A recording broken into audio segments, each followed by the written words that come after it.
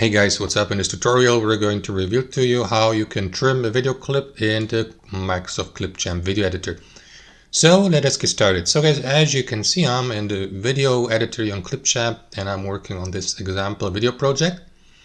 What you want to do is move the video clip from your My Media library here to your timeline, position it on your timeline. And there are two ways how you can trim a video clip. So option number one, you use these handles here on your timeline to the left and to the right of the video clip.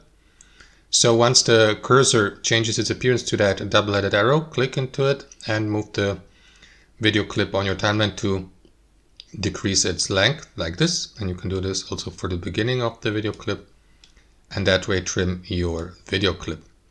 That's option number one. Let me just undo this and show you option number two.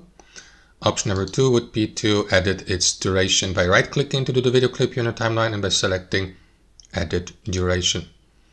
And then you will see that text field here, so you may enter custom video clip length. So the maximum length of the video clip is 8 seconds 57. So you may change that to, let's say, 5 seconds 00, something like that. Press enter. And that is going to change the video clip duration as well. So that's how you trim the video clip using the second method, guys. That's it. Thanks for watching and have a wonderful day.